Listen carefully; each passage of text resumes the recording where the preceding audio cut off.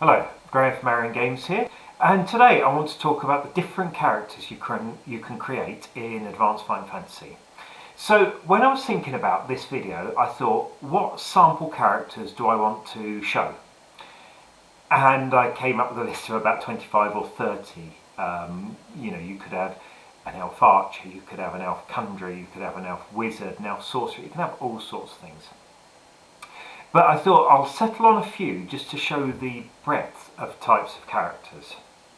So the first one, the character sheet I've got up here, is, if you like, a standard adventurer. This is created from the book as written. You can see we've got 7 skill, 12 stamina, a good luck of 12. But if you look at the special skills, you can see this character can wear armour, can fight, pretty good perception, but also has some, if you like, dungeon type skills, so locks and sneaking and trap knowledge and climbing and healing and evaluate treasure and ride and so on. So good all-round character. And you can see armed with a sword, got some leather armour, lantern and oil, and a backpack. So we've got, if you like, a very standard adventurer type, the sort of thing you probably imagine you'd create if you were doing one of the game books. So that is, if you like, a standard adventurer type. Now the talent I went for was armour training, but actually for this sort of character you could pick almost any of the talents, non-magical talents at least, almost any of the talents, and you would just expand his capabilities or her capabilities in that direction. So that's, if you like, a standard adventurer. The second one I created was a barbarian type. So you know the sort of thing I mean, fur loincloth, bare chest, axe, long hair, etc. So again, made this character human, lower luck this time, but a much higher stamina, so much tougher. Again, can fight well with axes, and this time I went for dodge rather than armour. So although he doesn't wear armour, he's still fairly well protected from damage using his dodge skill, and good at climbing, swimming, jumping, acrobatics, sneaking around, brawling, pretty good perception. So a pretty physical character here. He's got a two-handed battle axe, plenty of damage, and he relies on his dodge to keep himself out of harm's way. Now I went for the swashbuckler talent with this one. In the rules as written, the swashbuckler talent allows you to use your dodge skill in combat. But when we wrote Stellar Adventures, we realised actually that was quite limiting.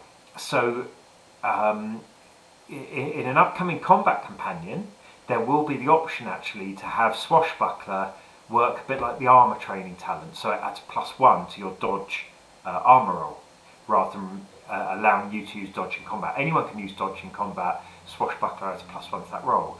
So this character's pretty good. On 2/3 of combat round, or 2/3 of hits against him, he's going to stop at least a point of damage with his dodge. So he's tough and he's pretty agile, he keeps out of the way, and he does a fair amount of damage. So typical barbarian character. Now the third one I went for is a Rhino Man. So this uses the race creation rules, and actually Rhino Man is one of the examples in the core book. And this is a Rhino Man character. We'll all know Rhino Men from Citadel of Chaos, one of the classic fighting fantasy monsters. So you can see he's got a slightly higher skill, 8 skill, and he's got a higher stamina as well at 17 than the human characters. His luck's a bit lower, but you can see he also has natural armour, a thick hide, he's got a natural weapon, a horn, and he's got the strong arm talent, so he does more damage. So in a fight, he's really quite dangerous. But you can also see that his special skills are relatively limited. He's got 2 in pole arms, he's got some awareness, strength, hunting and animal law. So although his base skill is a bit higher, and his stamina is a bit higher, he's much more limited in terms of his skills.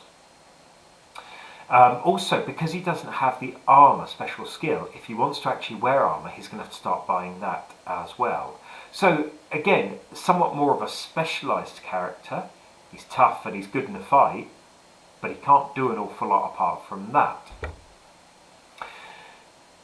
Now the fourth character I went for is a novice warrior.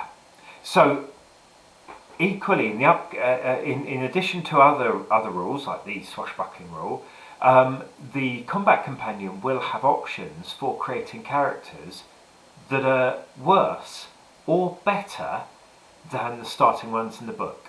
So a lot of this came about when we were planning our next big Advanced Final Fantasy campaign that I'm going to run, and one of my players pointed out that the characters are very much already very competent rules as written. And of course that ties in very much with the game books. When you start the game book, you have between skills 7 and 12. You're already a very, very experienced character. But not all campaigns, not all directors will want to run a campaign where you're good to begin with, where you're very, very competent to begin with.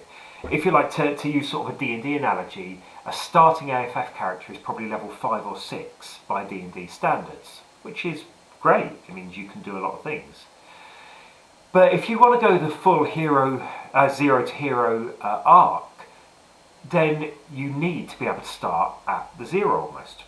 So the new rules will have options in starting anything from a basic civilian with no adventuring skills really whatsoever, all the way up to a grandmaster.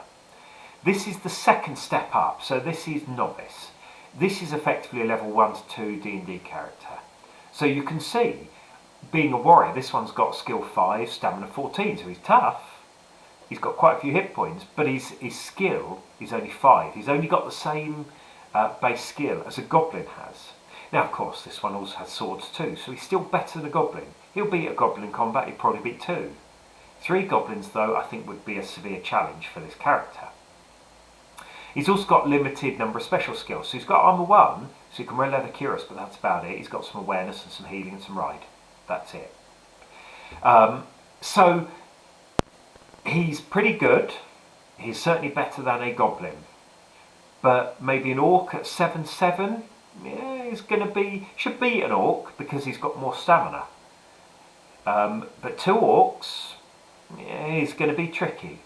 Okay, so this character is still reasonable, but is by no means very competent. That's going to take adventuring time.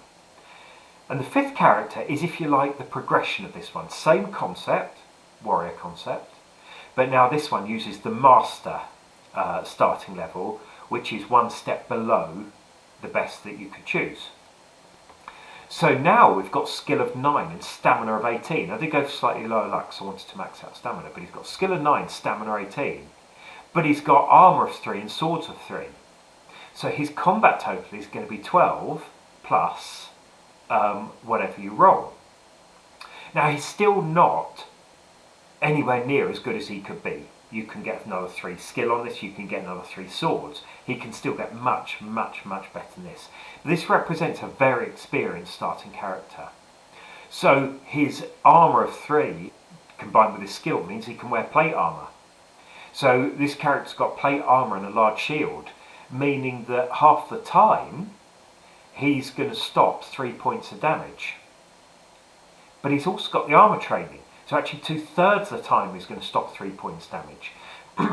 So against a couple of orcs, they're not going to stand a chance because he's going to beat them almost every single time. If they do manage to hit him, he's going to stop almost all of the damage. And with a sword and strong arm, he's going to whittle down their stamina in 2 to 3 rounds each. So this character is now very good. Up against a good dragon? A really powerful dragon? No, not a chance. But he's still very, very good. And obviously this master type character still has considerable room to grow. But if you're looking for the sort of campaign where the characters are maybe, this is probably the D&D equivalent, level 10, level 12 maybe. And so this is, again, for a different type of campaign. Some directors will prefer this type, some won't. Now what you will notice with this one is I've not really added much in the way of equipment. And the reason I've not done that is because at this level He may well have 2-3 magic items. He may well have some minor magic items. Can probably have lots of normal equipment and so on. So I didn't bother putting equipment in for this other than his armor and his weapon for that reason. And so these new rules will be coming out fairly soon in a combat companion, hopefully this year. But if anyone is interested in the different grade of starting character, let me know and I can send you a PDF.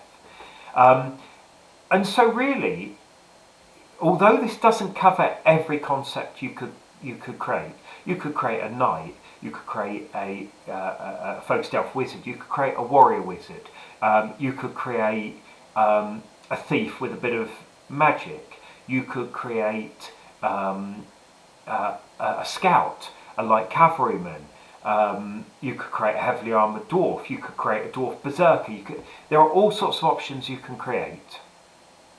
And hopefully this short video has shown you that even creating effectively, well, almost all, not exactly the same character 5 times, because obviously the Rhino Man is different, but we've got 5 roughly similar characters, all of whom are very different, okay, using the core rules and using this slight add-on. So that's it for today. I will come back to different character archetypes in the future. I intend to talk about magic and religion type characters and so on. But hopefully this should give you a few ideas. Thank you very much for listening, and as always, good gaming.